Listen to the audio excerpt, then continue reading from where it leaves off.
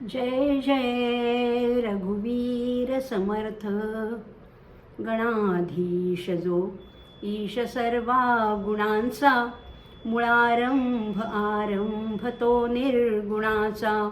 नमो शारदा मूळ चत्वार वाचा, गमो पंथ आनंत या राघवाचा. श्रीराम रामा मी तव दास दास म्हणता, माते कशाचे भय. रामा जाईन ज्या स्थळी सुख घना, होईल तेथे जय. रामा या भुवनत्रयी तुझ विणा, नाही तुझा तारक. रामा तू सकलार्थ पूर्ण करिसी, तू तात मी बालक. जय जय रघुवीर समर्थ. नमस्कार. मनोबोध चिंतन या उपक्रमाच्या माध्यमातून आपण जाणून घेतोय भक्तियोग, कर्मयोग, ज्ञानयोग. आता मागचे काही 5 श्लोक आपण पाहिलं. जुने ठेवणे मीपणे आकळेना, अगदी उपनिषदातलं तत्त्वज्ञान आहे, पण ते सुद्धा सोप्या शब्दात समर्थाने सांगितलं आहे. तरी आहे विषय कठीणच. जुनं ठेवणं आहे, फार जुनं ठेवणं आहे आपल्याकडे मिळालेलं. आपल्याकडेच ते सगळं वैभव आहे, पण आम्हाला कळत नाही. कशामुळे? तर या उपाधीचं आवरण पडल्यामुळे आम्हाला ते काही समजत नाही, ते जाणवत नाही, ते काही आमच्यापर्यंत नीट पोचत नाही. आहे शब्दशः कळतं, पण तत्वतः काहीच कळत नाही, असं आपण गेले 5 श्लोकामध्ये बघतोय. आणि हे कळणं न कळणं किती टोकाचं असतं ते समर्थ पुढच्या श्लोकात सांगतायत.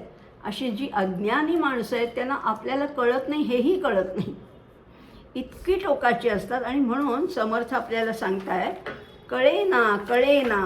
बघा आपल्याला काय म्हणतात ते, आणि सगळंच आपण ह्याच्यातलं सौंदर्य, ह्याच्यातला आशय सगळंच समजून घेणार आहोत. समर्थ म्हणतायत कळेना कळेना कळेना ढळेना, ढळेना ढळे संशयो हि ढळेना. गळेना गळेना अहंता गळेना, बळे आ कळेना मिळेना मिळेना. श्रीराम काय म्हणतात? कळेना कळेना कळेना ढळेना. एकदाच सांगायचं ना, कळत नाही. अज्ञानी माणसांना काही कळत नाही.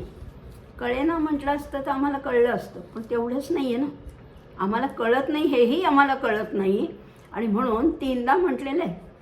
आता या संपूर्ण श्लोकामध्ये ळ हे अक्षर जे फार कमी वापरण्यात येतं, हे ळ हे अक्षर जवळजवळ 14 वेळेला आलेलं आहे. 14 वेळेला कळेना कळेना कळेना ढळेना 4 वेळेला आलेलं आहे. पुढे 3 वेळेला, मग 3 वेळेला आणि पुन्हा 4 वेळेला, अशी 14 वेळेला हे अक्षर आलेलं आहे. आणि होतं काय सांगू का, माणसाने कितीही खटपट केली ना तरी त्याच्या मनातला तो संशय काही केल्या जात नाही. इतका तो आत खोलवर रुजून बसलेला आहे, आणि त्यामुळे काही केल्या ती परमात्म वस्तू काही कळत नाही. पुष्कळ प्रयत्न करूनसुद्धा माणसाची अहंता काही केल्या लोपत नाही, आणि त्यामुळे आत्मवस्तू जी आहे ती काही जबरदस्तीने हस्तगतही करता येत नाही. असा सगळा प्रॉब्लेम झालेला आहे. ही सगळी मोठी समस्या आहे. संदेह हीच मोठी समस्या आहे.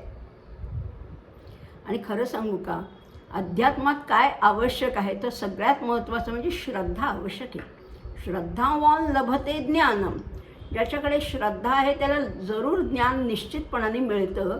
आणि श्रद्धेच्या उलट अर्थी शब्द काय आहे? अश्रद्धा नाही आहे बरं का.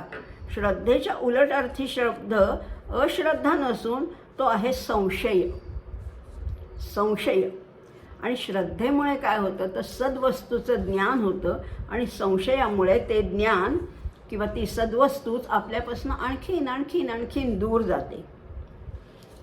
संशय उत्पन्न होणं हा एका विशिष्ट मनोरचनेचा एक भाग आहे. काही माणसांना सगळ्याच बाबतीत संशय वाटतो, संदेह वाटतो, खात्री कशाचीच वाटत नाही, आणि संशय उत्पन्न होतो मग त्यांच्या मनामध्ये. आता जोपर्यंत अशी मनोरचना कायम आहे तोपर्यंत काही केल्यास संशय जाणारच नाही आहे, संशय राहतोच. आणि तो न येण्यासाठी केलेले सगळे प्रयत्न वाया जातात. मनोरचना एकदा बदलली आणि त्या संशयाचं मूळच उखडून टाकलं की मग मात्र सगळा रस्ता सुकर होतो, सोपा होतो. आणि मग ती सद्वस्तू हातात येते. हातात येते म्हणजे त्याचं आकलन होतं. बघूया आणखीन काय म्हटलेलं आहे. जेव्हा अहंता असते ना, मी करता, मी ज्ञाता, मी जाणता, अशी अहंपणाची भावना या जीवाला शांत बनवते. शांत म्हणजे अंतवत, ज्याला अंत आहे, मर्यादित, सीमित, काहीतरी कुंपण घातलेली अशी त्या उपाधीला, त्या जीवाला बनवते. पण परमात्मा वस्तू कशी आहे? ती शांत नाही आहे, ती अनंत आहे. आणि मग शांत जीवाला या अनंत परमात्मा वस्तूला काही गवसणी घालता येत नाही, ते काय हस्तगत करताच येत नाही. आणि मग देहबुद्धीच्या भूमिकेवरून हे आत्मदर्शन होणं अतिशय कठीण आहे. देहबुद्धी आणि तिची मुलगी आहे अहंता. बघा काय रूपक मांडलेलं आहे. ही देहबुद्धी आहे आणि तिची मुलगी आहे अहंता. मी मी मी मी या दोघींना त्या सद्गुरू चरणावर खरं तर अर्पण करायला पाहिजे, तर काहीतरी शक्य आहे. तर मग कदाचित त्या आत्मदर्शनाचा मार्ग खुला होऊ शकतो. बघा काय सुंदर सांगितले. ह्याच्यात सार तर आहेच. अतिशय महत्त्वाचा श्लोक आहे, 142वा श्लोक. आणि त्याच्यात हे सौंदर्य पण आहे. अक्षरांचं, गणवृत्तांचं सुद्धा सौंदर्य आहे. कारण ळ अक्षर हे 14 वेळेला आलेलं आहे. आणि श्रोत्यांच्या चित्तावर एखादी गोष्ट जर का ठसवायची झाली तर ती पुन्हा पुन्हा सांगावीच लागते ना. आपण म्हणतोच विवरलेची विवरावे, सेविलेची सेवावे अन्न, विवरलेची विवरावे. पुन्हा पुन्हा पुन्हा पुन्हा सांगितलं तर आमच्या डोक्यात थोडासा प्रकाश पडतो. एकदा सांगून ते विसरायलाच होतं. आणि म्हणून तेच तंत्र समर्थाने इथे वापरले. आणि आपल्याकडे अशी एक सुविचार आहे, द्विबद्धम सुबद्धम भवती. एखाद्या गोष्टीला बांधायची असेल तर आपण 2, 3, 4 गाठी मारतो, पुन्हा पुन्हा मारतो, सुटणार नाही अशी खात्री करून पुन्हा पुन्हा बांधतो. मग साध्या व्यवहारातल्या गोष्टीचं जर हे आहे तर आपल्या डोक्यात ती गोष्ट ठसवण्यासाठी समर्थांना 4-4 वेळा एखादी गोष्ट सांगावी लागते. याच्यात काही आश्चर्य नाही आहे. तो विचार आहे ना, तो दृढ मनामध्ये पक्का बसावा. आणि म्हणून समर्थ 4-4 वेळा सांगतायत, कळेना कळेना कळेना ढळेना. आणि पुन्हा पुन्हा त्याचा विचार करतायत. आता ळ हे अक्षर खरं म्हटलं तर अतिशय कमी वेळा वापरलं जातं. पण कमी वेळा वापरलं जातं म्हणून ते अजिबात वापरलं जात असं नाही बरं का. वेदामध्ये सुद्धा आहे. अगदी ऋग्वेदाचा पहिलाच मंत्र आहे, अग्नी मिळे पुरोहितम. ळ अक्षर आहे पण कमी, त्या मानाने कमी वापरलं जातं. एकदा असंच बरं का, गदिमांना कुणीतरी विचारलं की तुम्ही तर शब्द प्रभू आहात, तुम्हाला तर सगळे शब्द अक्षर अगदी तुमच्या पुढे लीन होतात, मग तुम्ही पण ळ अक्षराचं प्राचुर्य असलेलं असं काही तुम्ही गीत रचल्याचं आम्ही ऐकलं नाही. गदिमांनी हे आव्हान स्वीकारलं आणि लगेच त्याच बैठकीत एक गीत लिहून तयार झालं, ज्याच्यामध्ये अनेक वेळा ळ हे अक्षर आलेलं आहे. कुठलं गीत? घन निळा लढीवाळा झुलवू नको हिंदोळा. बघा किती वेळा ळ हे अक्षर आहे. आणि हे ळ अक्षर त्यांनी इतक्या चपखलपणाने गुंफलं. आणि गुंफायचं म्हणून नाही, त्याला अर्थ म्हणजे प्रवाहीपणा आहे, अर्थगम्यता आहे. असं हे गीत अतिशय अगदी लोकप्रिय गीत आहे, आपल्याला माहिती आहे सगळ्यांना. आता समर्थांना असं कोणी आवाहन दिलं नव्हतं, पण तरीसुद्धा समर्थांनी काय सुंदर रचलेलं आहे. आणि ही 4 वेळा वापरण्याच्या मागे एक तर माणसाला कळत नाही आणि आपल्याला कळत नाही हेही कळत नाही. आणि म्हणून कळेना कळेना ह्याचा 3दा उपयोग केलेला आहे. आणि मग म्हटलेलं आहे ढळेना. देहबुद्धीच्या प्राबल्यामुळे मनामध्ये संशय वाढत जातो, तो काही कमीच होत नाही, ढळतच नाही. कारण गीतेमध्ये भगवंतांनी सांगून ठेवलेलं आहे, संशयात्मा विनश्यती. ज्याच्या मनात संशय आहे ना, त्याचा नाश झालाच म्हणून समजा. आणि संपूर्ण गीता सांगताना सुद्धा संशयाची निवृत्ती करायची. शेवटी अर्जुन म्हणतो ना, स्थितोस्मी गतसंदेह करिष्ये वचनंतव. मी गतसंदेह झाले, मी निस्संदेह झालो आहे, आता मी तू सांगशील ते करीन. व्यवहारामध्ये सुद्धा जर का मनामध्ये संशय बळावला असेल तर साध्या औषधाचा सुद्धा गुण येत नाही. तुम्ही वैद्यांकडे डॉक्टरांकडे गेलात तर मनामध्ये संशय असला तर त्याचा गुण येणार नाही. खात्री हवी की हे वैद्य मला बरा करतीलच, यांनी जे औषध देतील ते मी अत्यंत श्रद्धेने घेईन आणि माझा हा विकार, माझा हा रोग पूर्णपणाने नाहीसा होईल. त्यामुळे ह्या गोष्टी श्रद्धेला तर प्राधान्य दिलंच आहे. आणि अहंकारसुद्धा इतका सूक्ष्म असतो की तो काही केल्या जाता जात नाही. आणि म्हणून माणसाला सुद्धा त्याच्या सात्विकतेचा सुद्धा अहंकार असतो. आणि म्हणूनच तिसऱ्या चरणामध्ये समर्थ म्हणतायत ना, गळेना गळेना अहंता गळेना, काही केल्या अहंकार जात नाही. आम्ही सगळ्या गोष्टी सोडू पण अहंकार नाही सोडता येणार. मी सोडलं हा आणखीन अहंकार बळावत जातो. आता समर्थ म्हणतात कळेना कळेना कळेना ढळेना. संशयामुळे माणसाला नीटसं कळत नाही. आणि संशयाचं मूळ काय आहे तर ती अहंता आहे, देह बुद्धी आहे. आम्ही त्या परमेश्वराला सर्वस्व मानतच नाही.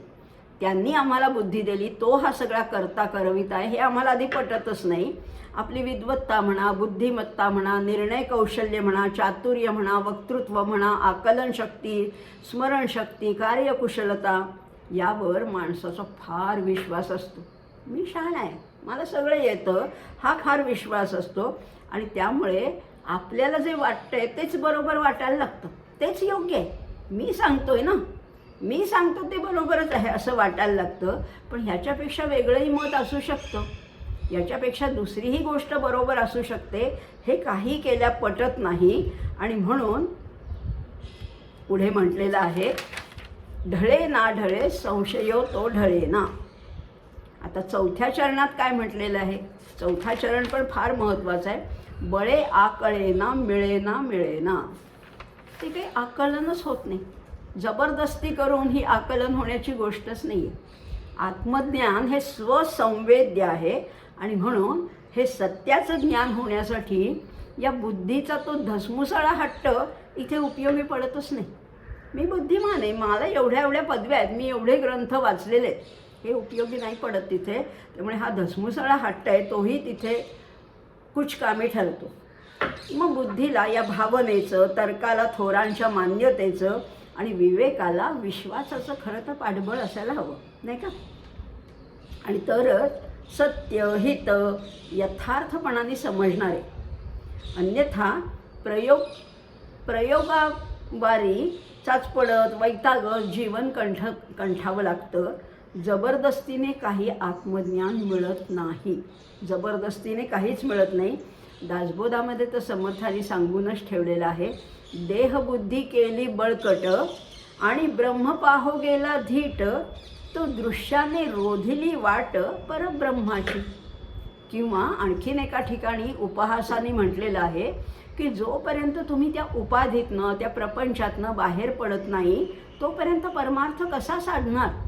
काखे घेऊन या दारा म्हणे मला संन्यासी करा. म्हणजे संन्यास घ्यायचा आहे पण माझी पत्नी बरोबर येणार, मग कसला संन्यास. पत्नीला बरोबर घेऊन संन्यास नाही घेता येणार. सगळा माझा प्रपंच माझ्या बरोबर येईल आणि मग मी परमार्थामध्ये प्रवेश करीन, हे शक्यच नाही. काहीतरी सोडावं लागतं तर काहीतरी मिळतं असं समर्थांना सांगते. पण हे आम्हाला कळत नाही ना. आणि म्हणून समर्थ म्हणतात कळेना कळेना कळेना ढळेना, गळेना गळेना अहंता गळेना. हे आपल्या प्रापंचिकांचं यथार्थ वर्णन समर्थांनी या 142व्या श्लोकामध्ये फार सुंदर केलेलं आहे. पुढे त्याचंच आणखीन विस्तारीकरण, विस्तृत त्याचं सविस्तर वर्णन पुढच्या 143व्या श्लोकामध्ये काय म्हणतात. अविद्या गुणे मानवा ओमजेना, भ्रमे चूकले हित ते आकळेना, परीक्षे विणे बांधले दृढ नाणे, परी सत्य मिथ्या असे कोण जाणे. श्रीराम. काय होतं माणसाचं, अविद्येच्या प्रभावामुळे माणसाला खरं काय आणि खोटं काय हे नीटसं कळतच नाही. त्याच्या बुद्धीला भ्रम होतो, भ्रांती होते. आणि म्हणून तो मार्ग चुकतो. बघा ना, एखाद्या अरण्यात म्हणा, एखाद्या अनोख्या ठिकाणी, अनोळखी ठिकाणी चकवा लागतो. मग आपल्याला कुठला रस्ता बरोबर आहे हे समजतच नाही. पुन्हा पुन्हा तिथे तिथे फिरत राहतो. आणि म्हणून इथे सुद्धा अविद्या गुणे मानवा उमजेना, या अविद्येचा इतका प्रबळ असा पगडा आहे आमच्या मनावर. त्यामुळे आम्हाला कळत नाही, नीट मार्ग साधत नाही आणि मग आत्महितसुद्धा साधता येत नाही. अशी आमची अवस्था झाली आहे. एका माणसाने काय केलं, खरं खोटं काही परीक्षा न करता एक नाणं आपल्या कडोसरीला बांधलं. पण नंतर कळलं की ते नाणं खोटं आहे. त्याची फजिती झाली. त्यामुळे परीक्षेविणे बांधले दृढ नाणे, परिसत्य मिथ्या असे कोण जाणे. ते खरं आहे का खोटं याची परीक्षा केली नाही तर त्याचा काय उपयोग. आणि जीवनात सुद्धा नेमकं असंच घडत असतं. बघा, वस्तूचं यथार्थ ज्ञान नसणं हेच अज्ञानाचं स्वरूप आहे, नाही का. रज्जूवर सर्पाचा भास होणं हे अज्ञानच आहे. हे प्रातिभासिक सत्ता त्याला म्हटलेलं आहे. आणि मग त्या जे गुण त्याच्यामध्ये नाही आहे ते आपण त्याला चिकटवत जातो, त्याचं आरोपण करत जातो. आणि म्हणून ह्या समजुतीलाच म्हटलं आहे भ्रम. भ्रमामुळे ज्या वस्तूंना ती किंमत द्यायला नको त्या वस्तूंना ती किंमत दिली जाते. रज्जू म्हणजे दोरीला आपण घाबरतो सर्प समजून, म्हणजे तिथे सर्पाचे गुण नाही आहेत पण आम्ही ते चिकटवतो. तसं या दृश्य वस्तूवर आम्ही इतके भुलतो की त्याच्यामध्ये ब्रह्मतत्व हे आम्हाला जाणवतच नाही. आणि त्या दृश्य गोष्टींना आम्ही त्या अवास्तव किंमत देऊन बसतो. आणि या चुकीमुळे माणसाला काही स्वतःचं हित साधता येत नाही, अशी गोष्ट होते. एकदा एका माणसाने सोन्याची मोहर खरी समजून आपल्या कडोसरीला बांधली, पण ती खोटी निघाली. तेव्हा त्याची जशी फसगत झाली, ज्या वस्तूपासनं, आणि तसंच आपलं होतं आहे, ज्या वस्तूपासनं आत्महित होत नाही अशा वस्तू आम्ही आपल्या गोळा करतो. पैसे, नाणे, सोनं, नाणं, काय रत्न, माणकं, हिरे, पाचू, गाडी, बंगला, जमीन, शेती, कितीतरी आम्ही गोळा करत बसतो. पण ह्यानी हित नाही होणार आहे. हे तात्पुरतं समाधान देणारे. खरं तर पाहिलं तर अंतिमतः याच्यामुळे दुःखच उपभोगावं लागणार आहे. इतकं सत्य असताना सुद्धा आम्ही या दृष्ट गोष्टीच्या मागे लागतो. खरं म्हटलं ना तर अध्यात्मविद्या ही भगवंतांची विभूती आहे.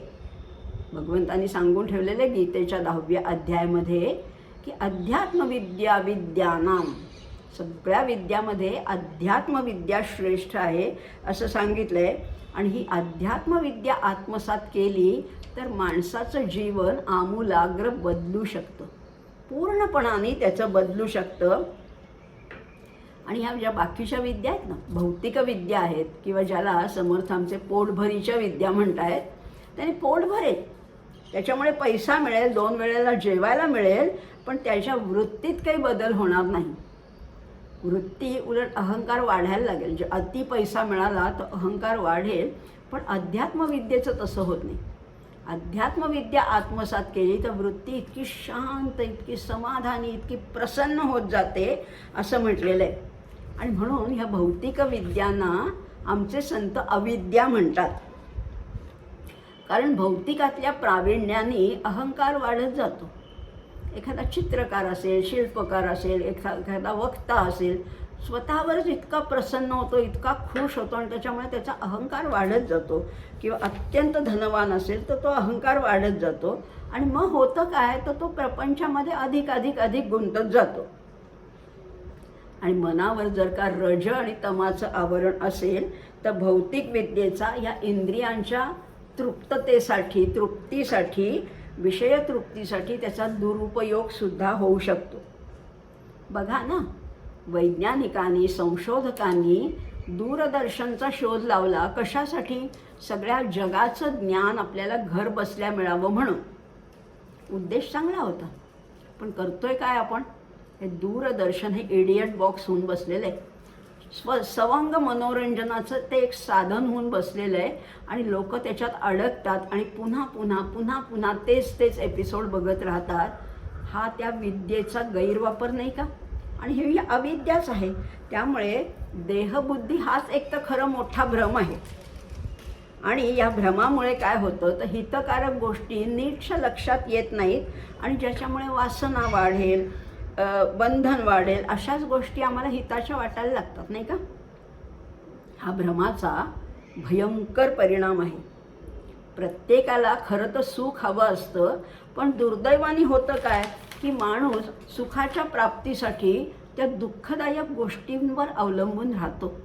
त्याला वाटतं याच्यात सुख मिळेल आणि म्हणून तो आपल्याशा कुठल्या गोष्टी करतो, या दुःखदायक गोष्टी, आणि निवड चुकते त्याची. जिथे शोधायला पाहिजे तिथे शोधत नाही आणि नाही तिथे शोध घेतो या सुखाचा, आणि म्हणून त्याला पुढे आयुष्यामध्ये दुःखच भोगावं लागतं. बघा ना, व्यवहारात सुद्धा असंच आहे की कोर्टामध्ये केस चालली आहे तेव्हा वकिलाचा भरवसा वाटतो. वकील कोण आहे तो परका आहे, पण आम्हाला आमच्या माणसाचा वाटत नाही. आमचे भाऊबंद, आमचे काका, आमची भावंड यांचा भरवसा वाटत नाही. आम्ही त्यांच्या विरुद्ध केस करतो आणि त्या वकिलाचा भरवसा धरतो. तसंच आहे हे. आम्ही या भ्रामक गोष्टींमध्ये अडकून जातो आणि खरी जी आनंद देणारी गोष्ट आहे तिच्याकडे डोळे झाक करतो.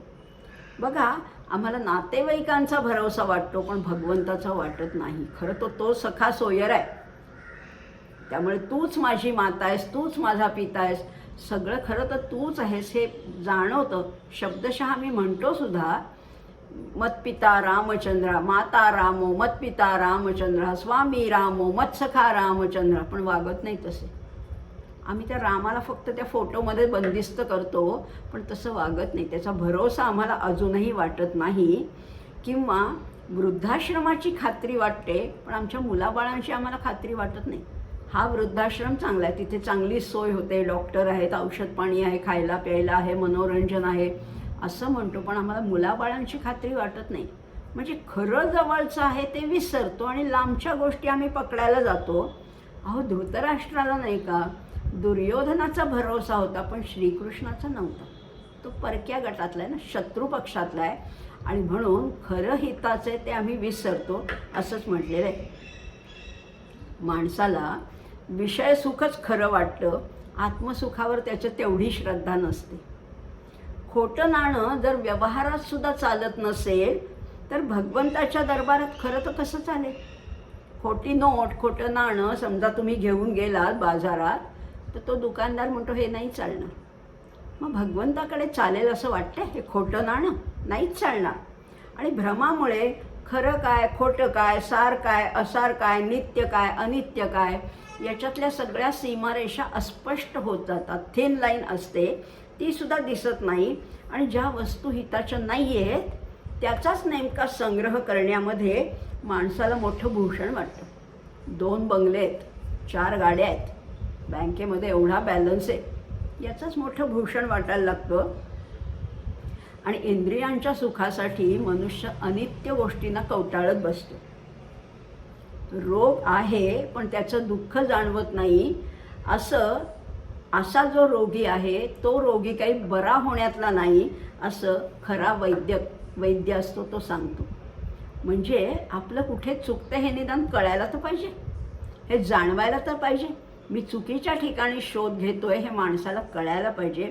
माझं खरं हित कशात आहे अजून मन लागत नसेल, पण हिताचं कोण आहे? तो एक रामराय आहे, तो एक परब्रह्म आहे.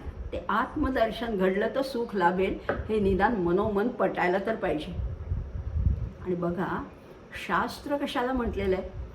आपण ज्याला शास्त्र म्हणतो तो प्रामाणिकांच्या दीर्घकालीन अनुभवांचा खरं तर संग्रह आहे. आमच्या ऋषी मुनींनी कितीतरी संशोधनं केली आहेत, कितीतरी शोध लावलेले आहेत, बाहेरचे पण आणि शरीरातले पण. आतले आणि बाहेरचे सगळे शोध आमच्या ऋषींनी लावलेले आहेत. आणि म्हणून जर का आपलं वर्तन आपल्याला तपासून पाहायचं असेल तर त्या शास्त्राच्या कसोटीवर तपासून पाहिलं पाहिजे, तरच ते योग्य ठरणार आहे. सगळीकडे सांगितलं तस्मात् शास्त्रम प्रमाणन्ते कार्याकार्य व्यवस्थितो. शास्त्राला प्रमाण मान, पण शास्त्रामागे फार मोठ्या अभ्यासाची परंपरा आहे, त्याच्यामागे विचार आहे, त्याच्यामागे सखोल असं तत्त्वज्ञान आहे. आणि म्हणून म्हटलेलं आहे, आणि म्हणून या शास्त्राचा विचार केला पाहिजे, एवढी तरी जाणीव माणसाला व्हायला हवी ना. शास्त्र हेच सगळ्यात खरं आहे, पण न तपासता, न खरं खोट्याची चाचणी न घेता एखादं खोटं नाणं आम्ही घेऊन जर का बँकेत गेलो, दुकानदाराकडे गेलो, तर तुमचाच तोटा आहे.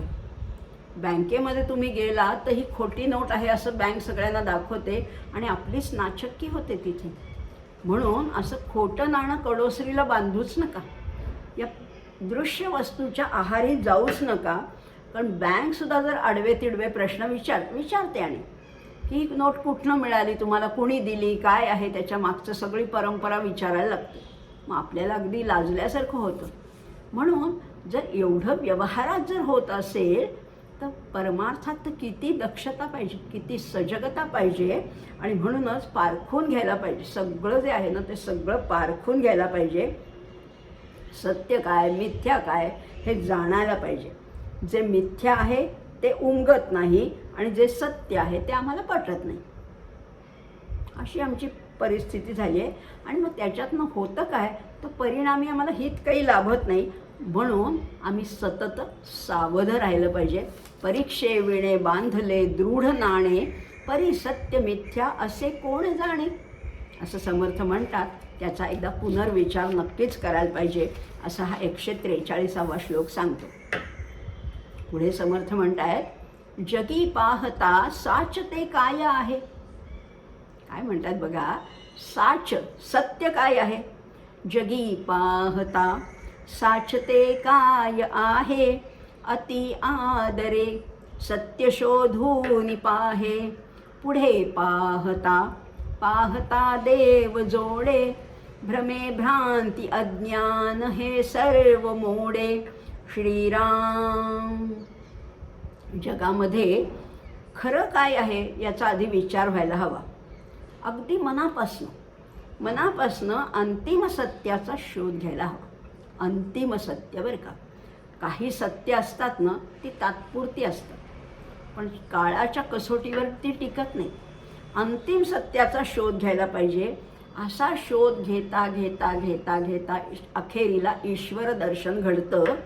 आणि मग ते दर्शन जेव्हा घडतं तेव्हा मग सगळं संपून जातं. भ्रम भ्रांती अज्ञान अविद्या सगळं संपून जातं आणि एक खऱ्या परमेश्वराचा शोध लागतो. माणूस कसा आहे, अज्ञानी असला तरी त्याला अज्ञानीपणाची जाणीव तरी असायला हवी. मला कळत नाही हे तरी मला कळायला हवं. म्हणजेच मग त्याला आपल्या अज्ञानाचं तरी ज्ञान असायला हवं की नाही, तेवढं तर पाहिजेच. आणि मग या ज्ञानवृत्तीच्या बलाने त्याला अज्ञानाचं मूळ शोधता येतं, निश्चितपणाने शोधून काढता येतं. आणि खऱ्याचा शोध घेतल्या वाचून खरं तर माणसाला चैन पडत नाही. माणसाची ही स्वाभाविक भूमिका आहे, स्वाभाविक वृत्ती आहे की खऱ्याचा शोध घेण्याची त्याला मनापासून ओढ असते. पण समर्थ आणखीन याच्या पुढे जाऊन काय म्हणतायत, ते म्हणतात हा खऱ्या खोटाचा जो विचार आहे तो तात्पुरता असू नये, तेवढ्यापुरता असू नये. जगी पाहता साच ते काय आहे, अति आदरे सत्य शोधून पाहे. तर तू काय कर, आपल्या जीवनाला ओलांडून त्याचं क्षेत्र वाढवायचे. मी नेहमीच सांगते, आपल्या स्वार्थाचा जो परीघ आहे ना तो रुंदावत जायचे. आपलं जीवन व्यापक व्यापक व्यापक करायचं आहे आणि संपूर्ण विश्वाला व्यापून राहील अशी आपली जाणीव झाली पाहिजे. आपल्यामध्ये जे चैतन्य आहे, जी जाणीव आहे ती व्यापक करायची आहे. हे विश्वची माझे घर, ही खरीच भूमिका आपली व्हायला पाहिजे.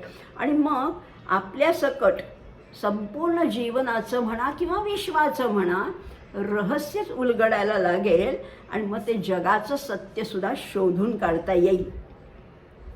हे शोधून काढता काढता परमात्म्याचं दर्शन घडेल. बघा, पाण्यावरती पुष्कळ काळ ते पाणी वापरलेलं नसेल तर त्या पाण्यावर शेवाळं जमा होतं. पण जर का आम्हाला शुद्ध स्वच्छ पाणी असेल तर आम्ही ते शेवाळं बाजूला करतो आणि मग आतमध्ये आपल्याला चांगलं पाणी, स्वच्छ पाणी दिसतं. तसंच हे दृश्याचं आवरण आहे ना ते विवेकाने बाजूला करायचे. बाजूला करायचं म्हणजे टाकून द्यायचं नाही आहे, विवेकाने ते सगळं दूर करायचं आहे. आणि त्याच्यानंतर मग आपोआप आतमधलं जे स्वच्छ पाणी आहे किंवा परमार्थाच्या भाषेत बोलायचं झालं तर सच्चिदानंद अशा सद्वस्तूचं दर्शन आतमध्ये निश्चित घडणार आहे. दृश्याचं महाद्वार ओलांडल्यानंतर आतल्या गाभाऱ्यामध्ये तो आहे ना, तो सच्चिदानंद परमात्मा तिथे आहे, तो प्रगट होईल आणि हेच खरं भगवंताचं दर्शन आहे. ते झाल्यानंतर भ्रम उरणार नाही, भ्रांती उरणार नाही, अविद्या अज्ञान काही उरणार नाही. ते सगळं सहजपणाने नष्ट होईल आणि एकदा ज्ञान झाल्यानंतर त्या अज्ञानाला तुम्ही कितीही राहा म्हटलं तरी ते राहणार नाही. त्याला आग्रह केला की अरे राहा तरी ते अज्ञान टिकणार नाही. कारण जिथे ज्ञान आहे तिथे अज्ञान नाहीच, जिथे प्रकाश आहे तिथे अंधार नाहीच. आणि म्हणून हे अज्ञानाचं पूर्णपणाने निवारण करायचं आहे. पण त्याच्यासाठी या सत्याची प्रामाणिक अशी तहान लागायला पाहिजे ना आम्हाला. एकदा ती तहान लागली की भौतिक सुखाचा त्याग करायला मनुष्य सहज तयार होतो. ते मिळवायचे, श्रेष्ठ काहीतरी मला मिळवायचे, तर मग या दुय्यम गोष्टी इथे कळतं आणि त्याचा त्याग करणं शक्य होतं. पण खरं सांगू का, सत्याचा मार्ग कसा आहे? अवघड आहे, कठीण आहे, गहन आहे, काट्याकुट्याचा आहे, कठीण आहे. तुकाराम महाराज तर म्हणतात, परमार्थ नव्हे लेकुरांच्या गोष्टी. हे येरा गबाळ्याचं काम नाही आहे परमार्थ, सोपा नाही आहे तसा म्हटलं तर. त्यामुळे त्याच्यासाठी अनेक गोष्टीचा त्याग करायला लागतो, वैराग्य अंगी बाणवायला लागतं, अभ्यास करावा लागतो, तेव्हा कुठे तो परमार्थ साध्य होतो. या सत्याच्या शोधासाठी आमचे संशोधक, आमचे शास्त्रज्ञ कितीतरी दिव्यातनं गेलेले आहेत, किती वेळा प्रयोग केलेले आहेत. मग आम्हाला तर हे परमोच्च सत्य जर का आत्मसात करायचं असला तर आम्हाला तर किती गहन मार्गातून जायला पाहिजे. वैज्ञानिकांनी किती समस्यांना तोंड दिलं, समाज टीकेला तोंड दिलेलं आहे, पण वैज्ञानिक सत्याचा शोध बाहेरच्या जगात घेतात. आम्हाला कुठे घ्यायचा? आम्हाला बाहेर नाही घ्यायचं, आम्हाला आतमध्ये शोध घ्यायचा आहे. संत काय करतात? हा शोध आहे तो अंतरंगामध्ये घेतात. आणि ह्या संतांना एकदा का भगवत प्राप्ती झाली की मग त्यांची भ्रम, भ्रांती, अज्ञान हे आपोआप नाहीसं झालंच म्हणून सांगा. वैज्ञानिक आणि संतमध्ये थोडा फरक आहे बरं का. वैज्ञानिकांनी कितीही शोध लावले तरी त्यांच्यामध्ये भ्रम, भ्रांती, अज्ञान अल्प प्रमाणात किंवा त्याचं पातळ पटल तरी शिल्लक असतंच असतं. संत मात्र त्या सत्याशी एकरूप होतात, तद्रूप होतात. सत्य आणि भ्रम एका ठिकाणी नांदूच शकत नाही. प्रकाश आणि अंधार राहतील का एका ठिकाणी? तसंच सत्य आणि भ्रम एका ठिकाणी नांदू शकत नाही. सत्याच्या प्राप्तीसाठी सातत्याने कष्ट घ्यावे लागतात, शोध घ्यायला लागतो, श्रम करावे लागतात, तप करायला लागतात. अर्थात हे करण्यासाठी त्या सत्याविषयी आधी ओढ हवी, ते प्राप्त करण्याची तळमळ हवी आणि शास्त्रवचनांविषयी आदर असायला पाहिजे. संतांचं जे साहित्य आहे, संतांचं जे वाङ्मय आहे त्याच्यावर श्रद्धा पाहिजे. माऊली काय सांगतात, तुकाराम महाराज काय सांगतात, शंकराचार्य काय सांगतात, नामदेव महाराज, एकनाथ महाराज, कबीरजी, मीराबाई, सूरदास, नरसिंह मेहता हे सगळे काय सांगतात त्याच्या मागचं तत्त्व जाणून घ्यायला पाहिजे. पण इथे सुद्धा सत्यापर्यंत जर पोचायचं असेल तर घाई गडबड उपयोगाची नाही बरं का. की आज मी अभ्यास केला आणि उद्या मला फळ मिळेल असं होईल का? असं होणारच नाही. मग कशी साधना करायची? तर उत्कट भावाने धैर्य धरून निरंतर साधना करत राहिली तर कदाचित आम्हाला त्याची प्राप्ती होईल. कदाचित, कारण मध्ये अहंकाराचा अडथळा येऊ शकतो. अर्थम वा साधयेत देहम वा पातयेत. एक देह पडला तरी चालेल, फुटो हे मस्तक, तुटो हे शरीर, नामाचा गजर सोडू नये.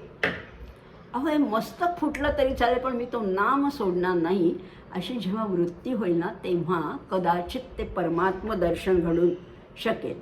हा आग्रह मात्र असायला पाहिजे. आणि जर का बुद्धी शुद्ध असेल, भावना उत्कट असेल, भाव प्रामाणिक असेल तर प्रत्येक पाऊल, प्रत्येक गोष्ट ही आपल्याला देवाच्या जवळ जवळ जवळ नेते. एका पाऊलात आपल्याला ही पृथ्वी व्यापता येणार नाही आहे. प्रत्येक दिवशी, दर दिवशी एकेका पावलाने त्याच्यापर्यंत पोचायचे, उन्नती साधायची. आणि हळूहळू खरंच आहे प्रत्येक पावलागणिक तो भ्रम, ती भ्रांती, ते अज्ञान उणावत जातात, शिथिल पडतात, गळून जातात आणि मग खऱ्या ज्ञानाची प्राप्ती होऊ शकते असंही इथे समर्थ सांगतायत 144 श्लोकामध्ये. अजून एक श्लोक बघूया. 145. सदा विषयो चिंतिता जीव झाला, अहंभाव सज्ञान जन्मासी आला. विवेके सदा सस्वरूपी भरावे, जीवा उगमी जन्म नाही स्वभावे. श्रीराम. काय म्हटलेलं आहे? सदा विषयो चिंतिता जीव झाला. सदैव विषयाचं चिंतन, भौतिक गोष्टींच्या इतका आहारी गेलेला असतो मनुष्य, आणि ही अनात्म वस्तूचं सतत चिंतन केल्यामुळे हा जीवपणा प्राप्त झालाय ना.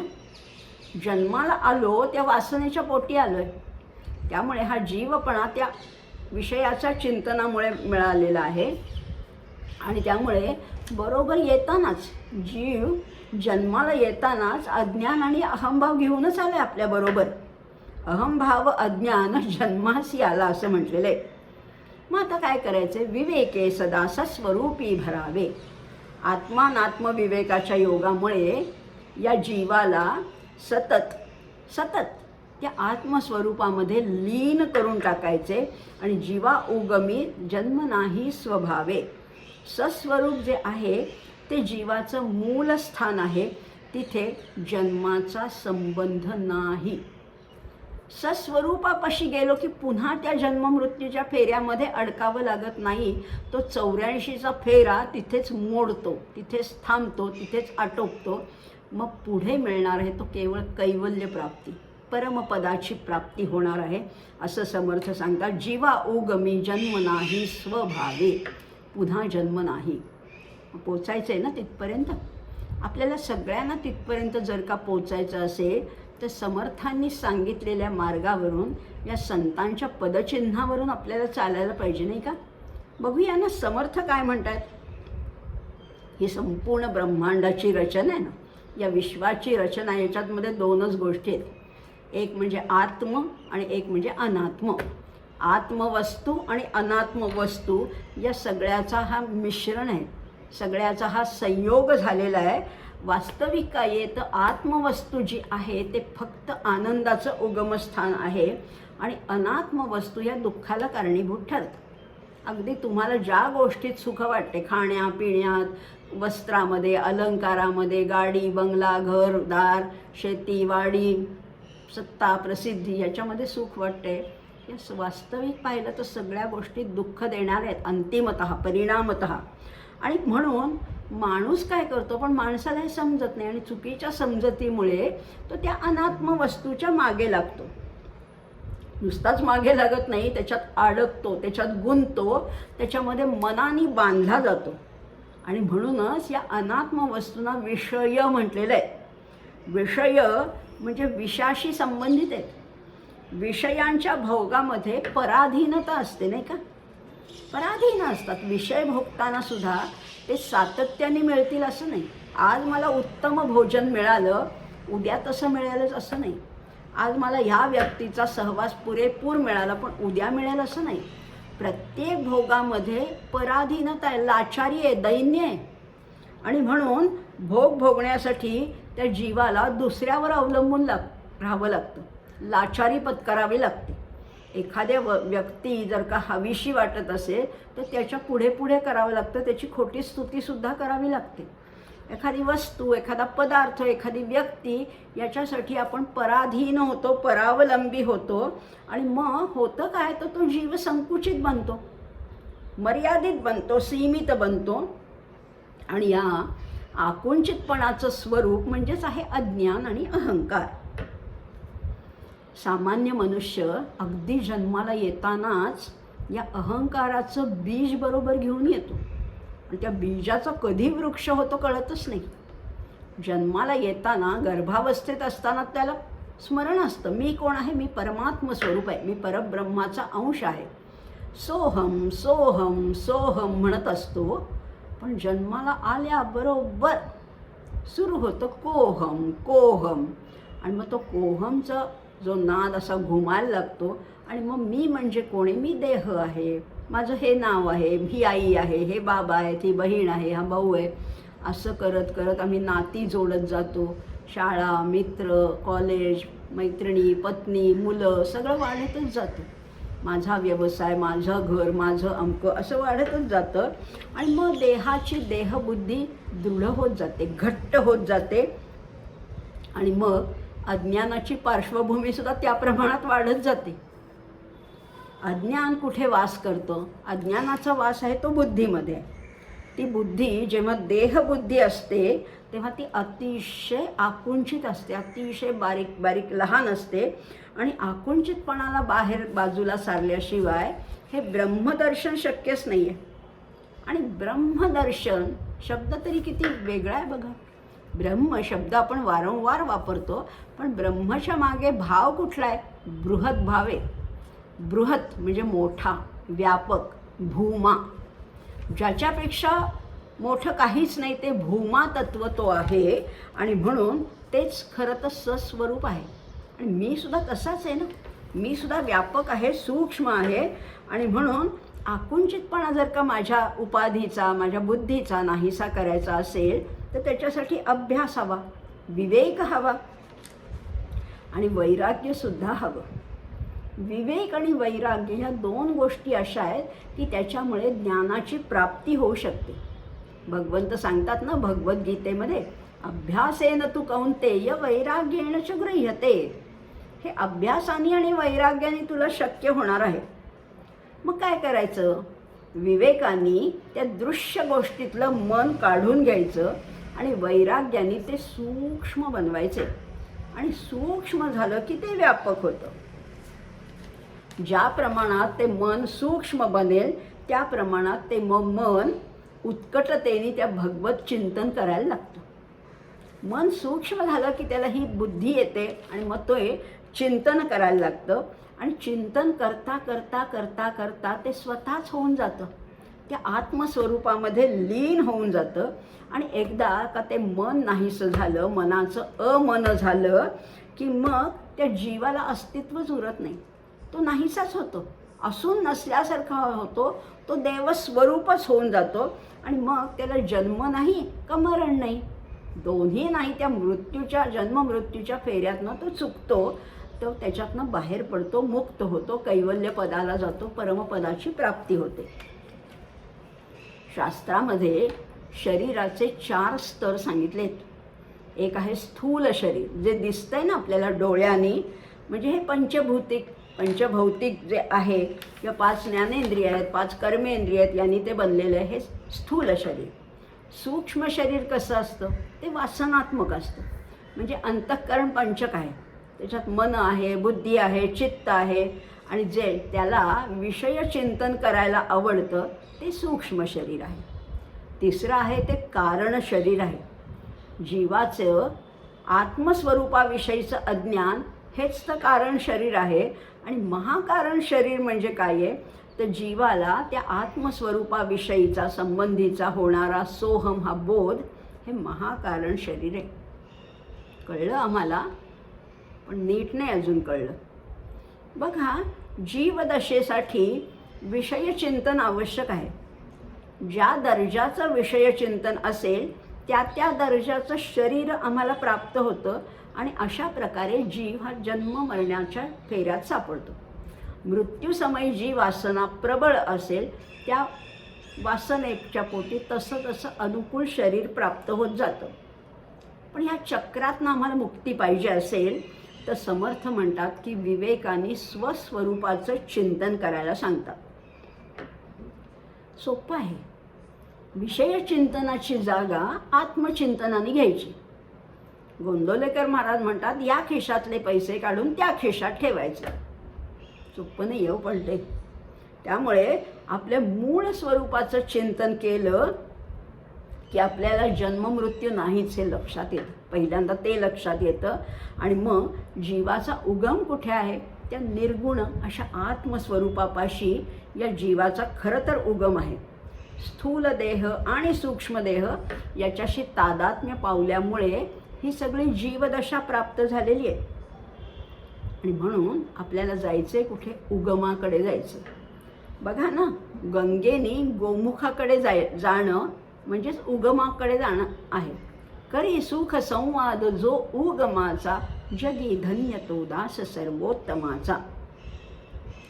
आणि उगमापाशी काय असतं? उगमापाशी पाणी नेहमीच अतिशुद्ध असतं, अतिशुद्ध. पुढे पुढे त्याच्यामध्ये अनेक गोष्टी मिसळल्या जातात आणि ते दूषित होतं, ते अशुद्ध होतं. पण गंगोत्रीची गंगा आणि काशीची गंगा फरक आहे की नाही? गंगोत्रीची गंगा अत्यंत शुद्ध आहे, काशीची गंगा त्या मानाने दूषित आहे. आणि म्हणून आत्मस्वरूप हे अत्यंत शुद्ध असतं आणि जीवस्वरूप हे अशुद्ध आहे, मलमिश्रित आहे, उपाधीनी वेढलेलं आहे. आणि जीवदशा प्राप्त झाली की आपोआपच जीवाला अशुद्धता येते. मग तो सुख दुःख याच्यामध्ये अडकत जातो. देह तादात्म्य आणि विषयचिंतन यामुळे मग त्या जीवाला पुन्हा पुन्हा पुन्हा पुन्हा जन्म घ्यावा लागतो. आणि मग त्या वासनेची तृप्ती करून घ्यायला लागते. ज्या वासनेच्या पोटी हा जन्म घेतला आहे त्याची तृप्ती करण्यातच तो अडकून जातो. वासना संपली तर विषय चिंतनही संपू शकेल आणि मग परत जन्म घ्यायला लागणार नाही. आणि म्हणून वासनाक्षय ही या पारमार्थिक मार्गामधली एक मोठी अचीवमेंट आहे, एक मोठी उपलब्धी आहे असंही म्हणता येईल. म्हणून वासनेचा क्षय करत जायचं म्हणजेच आपलं हवे नको पण मोडत जायचं. सारखं आम्ही म्हणतो मला हे हवं, मला ते नको, हे हवं ते नको, हे मोडूनच काढायचं. हळूहळू करत ते सगळं नाहीसं करायचं आहे. कारण अज्ञानाने काय होतं? अज्ञानाने अहंभाव धारण केला जातो आणि तो जीव जास्तीत जास्त बहिर्मुख होतो. आणि बहिर्मुख झाला की स्वस्वरूपाच्या चिंतनाने काय होतं? बहिर्मुख झाला की बाहेरचं बघतो पण त्याला आत वळवायचे. आणि स्वस्वरूपाच्या चिंतनाने जर का तो अंतर्मुख झाला तर त्याला उगमाचा शोध घेता येतो. शुद्ध आत्मस्वरूपाचा शोध घ्यावा अशी निदान तळमळ वाटायला लागते. आणि सृष्टीच्या आरंभी म्हणा, सृष्टीच्या मुळाशी म्हणा, जे काही शांत आहे, अद्वैत आहे, शिव आहे, अनिर्वचनीय आहे, अखंड आहे, एकरूप आहे, असं जे काही आहे ते ब्रह्म आहे. त्या ब्रह्माची ओढ लागते आणि मीच ते ब्रह्म आहे असा साक्षात्कार झाला की सगळ्यातनं मुक्ती होते. मग ज्ञानाची प्राप्ती आहे. मग भ्रम नाही, भ्रांती नाही, अज्ञान नाही, जन्ममृत्यूचं चक्र नाही, सगळ्यातनं मुक्ती मिळते. तिथे काय आहे? मग तिथे सगळं सात्विक आहे, सगळं पवित्र आहे, सगळं मंगल आहे, सगळं कल्याणकारक आहे. आणि वेगळा असा तिथे जीवभावच नाही आहे. तिथे एक तत्व आहे. तिथे तू वेगळा, मी वेगळी, हा गोरा, तो काळा, हा बुटका, तो श्रीमंत, हा गरीब, असं काही नाहीच आहे तिथे. तिथे एकच स्वरूप आहे. जीवभाव नसल्यामुळे तिथे जन्मही नाही, तिथे वासनाही नाही आणि तिथे मरणही नाही. सगळा आनंदी आनंद आहे. अत्यंत योगरतो वा भोगरतो वा संगरतो वा संगविहीना यस्य ब्रह्मणि रमते चित्तम नंदती नंदती नंदत्येव, असं समर्थान आचार्यांनी म्हटल्याप्रमाणे आपणही म्हणूया. आपणही त्या आनंद स्वरूपाचा अनुभव आपल्याला घ्यायचा आहे.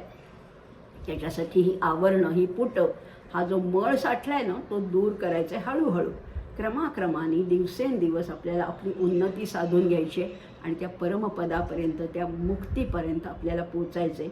हेच मागणं आपण समर्थांच्या आणि रामरायाच्या जवळ मागूया आणि इथेच विराम घेऊया. जय जय रघुवीर समर्थ.